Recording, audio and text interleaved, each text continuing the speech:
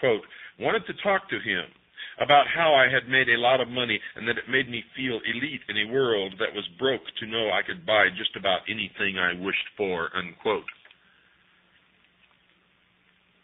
Just like Jane Fonda, who's been pushing for gun control for years, who was stopped by law enforcement officers on the freeway, and her car was found to contain many pistols and weapons, firearms. Hypocrites and liars. However, nowhere in her book did she say that she had freely donated any of her own wealth to the relief of the poor. Apparently, she believes that the communist ideas about wealth sharing are acceptable only as long as she does not have to share her wealth like she wants the other rich to do. You see, most rich purport to be socialist, but in actual practice, none of them really are. None of them would give away their wealth to the poor, ever. Yet they pretend to be liberal, socialist, Marxists. In reality, they demonstrate that they are exactly the opposite. They're liars and hypocrites. For the whole communist socialist idea is for the little people, you and I, who are to be their slaves in the New World Order. Miss McLean has since gone on a nationwide tour promoting her newfound religious views to the public. Newsweek magazine reported in 1987 that she had made a great deal of money explaining her new thoughts to others. Quote, since McLean began her tour in January 1987, more than 10,000 people in 15 cities have paid $300 admission fee, unquote. Well, you know me, folks. I have absolutely nothing against that. If she could have got $1,000 a head, admission free, it would be okay with me. Now, 10,000 times 300 equals $3 million. I still have no complaint with that. This is the United States of America. If somebody wants it, give it to them. If they want to pay it, if they're that stupid, that's fine with me. I believe that people should be giving somebody something, though. But I also believe that if they're stupid enough to pay it, then they should be taken. That's how you learn. And a lot of people would disagree with me, but I'm sorry, folks. I'm sorry. That's what I believe. Obviously, Shirley's tours have proven to be both popular and lucrative. The Newsweek article on her seminar mentioned a little of what she teaches in them, the following of her few of her comments. Quote, the earth is moving off its axis, she says, and only the collective consciousness of mankind can right it. For the spiritually inclined, a window of light will appear on those days, August 16th and 17th, 1987, that McLean says will allow us to rise to a higher plane of cosmic understanding, unquote, pure bullshit, pure crap, pure New Age mesmerism, if you will, for nothing happened on those dates. Evangelist McLean became Dr. McLean when she reported some of her new cures for two of the world's most serious medical problems, AIDS and cancer of the abdomen. According to the Newsweek article, she told her audience, quote, they, or those who paid to hear her in the 15 cities on the tour, all got to hear McLean's pronouncements on such subjects as AIDS.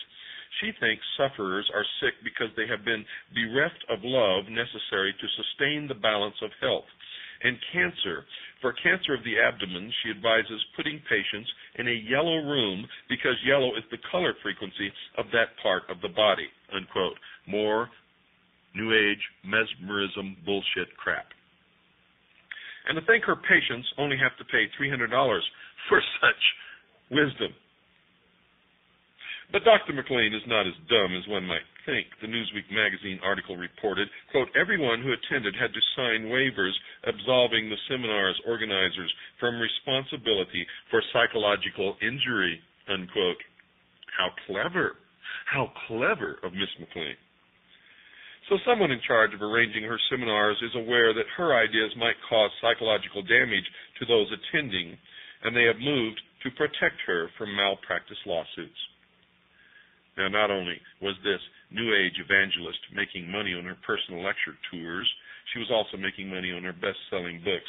Now, I don't know what's wrong with A. Ralph Epperson. I don't know why he's saying this, because he purports to believe in the Constitution and the principles and ideals upon which this country was based, and there is nothing wrong with making money on anyone's personal lecture tours or on their books. And I can tell you right now that A. Ralph Epperson makes money on his lecture tours and on his books, and that's how he makes his living.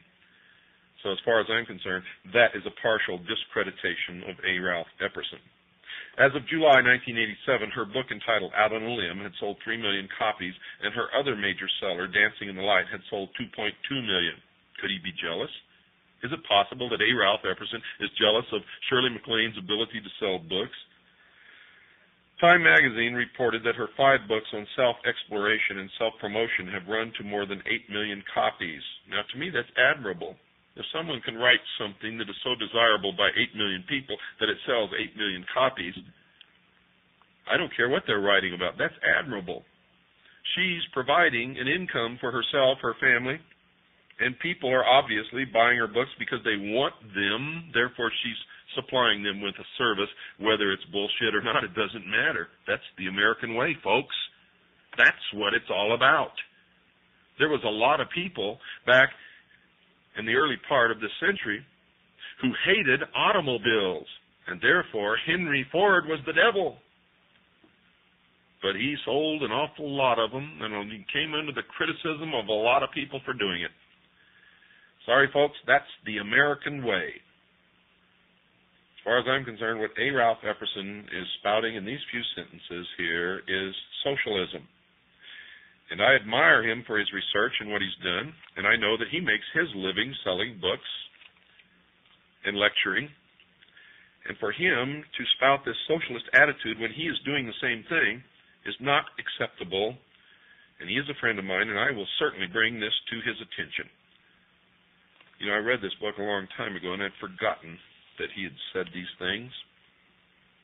But I certainly will bring it to his attention. In fact, we may talk about it on the air when he's a guest of the show, and he will be a guest of the show very shortly. So you can look forward to some kind of an explanation of this. He says it appears as if selling the New Age religion can be very profitable. Well, Barnum and Bailey was very profitable, and it was all an illusion, just like the New Age religion. But in summary, perhaps the most cogent comment about the battle between the New Age and the Christians was made by Nesta Webster in her book entitled Secret Societies. Quote, "The war now begins between the two contending principles, the Christian conception of man reaching up to God, and the secret society conception of man as God, needing no revelation from on high and no guidance but the law of his own nature.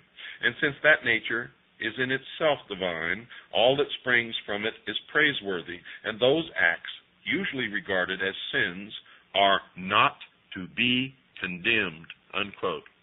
You've heard me say before that in the New World Order, the law will be, "Do as thou wilt shall be the whole of the law."